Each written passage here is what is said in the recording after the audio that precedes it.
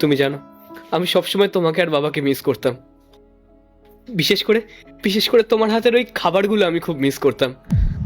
জানো, বাইরে যতই দামি দামি রেস্টুরেন্টে খাবার খাই না কেন, কিন্তু তোমার হাতের রান্না করা খাবারের সেই স্বাদ আমি কোথাও পাইনি। বাবা, তুই একদম চিন্তা করিস না, আমি তো এসে গেছি। আমি তোকে সব রান্না করে খাওয়াবো। তুই যা যা খেতে ভালোবাসিস তোর সব আবদার পূরণ করব। হ্যাঁ মা, ওসব তো হবেই। কিন্তু মা, আমাকে একটা কথা বলো তো, ওদের মাথায় এমন কি ভূত চাপলো নিজের মা আর বোনকে ওরা বাড়ি থেকে বার করে দিল? লোকে বলে না বাবা, যে কর্মফল একদিন ফিরে আসে। আমি তোর সাথে যে অন্যায়টা করেছিলাম, তোকে বাড়ি থেকে বার করে দিয়েছিলাম, হয়তো সেই অন্যায়টার ফল আমি হাতে নাতে পেলাম। এরকম ভাবে বলো না মা, তুমি আমাদেরকে কোনো কষ্ট দাওনি। তুমি ভাবো না, সেদিনকে তুমি যদি আমাকে বাড়ি থেকে না বার করে দিতে, তাহলে হয়তো আজকে আমি এত বড় একটা জায়গায় পৌঁছাতেই পারতাম না। কখনোই তোমাদের নাম এরকম ভাবে উজ্জ্বল করতে পারতাম না। তুমিই ভাবো না, আমি গ্রামে পড়ে থেকে কি করতাম, বন্ধুদের সঙ্গে এখানে ওখানে আড্ডা মারতাম, ঘুরে বেড়াতাম।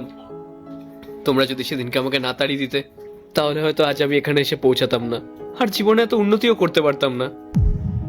হ্যাঁ রে বাবা, মা কখনো ছেলের খারাপ চায় না। আমি যেটা করেছিলাম সেটা তোর ভালোর জন্যই করেছিলাম, যাতে তুই পড়াশুনো করে অনেক বড় মানুষ হতে পারিস। আজকে যে তুই এত বড় মানুষ হয়েছিস, তার জন্য আমার খুব গর্ববোধ হচ্ছে রে। এখন তোর কাছে একটাই অনুরোধ বাবা, তুই তোর ছোট বোনটাকে একটু দেখ আর ওর বিয়ের ব্যবস্থাটা কর। এগুলো সবই তোমাদের আশীর্বাদ, আর তোমার ওসব নিয়ে ভাবার কোনো দরকার নেই। তোমরা গ্রাম থেকে এসেছো, তোমরা বাড়িতেই থাকো, রেস্ট করো। আর আমি কাজ করছি কাদের জন্য? তোমাদের জন্যই তো। আমি তো ভেবেছিলাম তোমরা আমার থেকে অনেক দূরে চলে গেছো, আর কোনোদিনও আমার কাছে ফিরে আসবে না।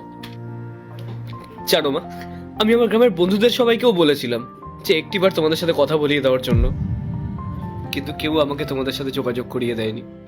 সবাই খুব স্বার্থপর মা। তারপর আমি ভাবলাম যে ঠিক আছে, আমি নেই তো কি হয়েছে, দাদা বৌদি তো আছে, ওরা তোমাদের খেয়াল রাখবে। দাদা, তুই হয়তো জানিস না, দাদা বৌদি মার সাথে কতটা বাজে ব্যবহার করতো। মাকে দিয়ে সমস্ত কাজ করাতো, এমনকি মাঝে মাঝে গায়েও হাত তুলতো। কি বললি? আমার মায়ের গায়ে হাত তোলা হয়েছে? আমরা 3 ভাই বোন থাকতে একটা বাইরের মেয়ে এসে আমাদের মায়ের গায়ে হাত তুলেছে?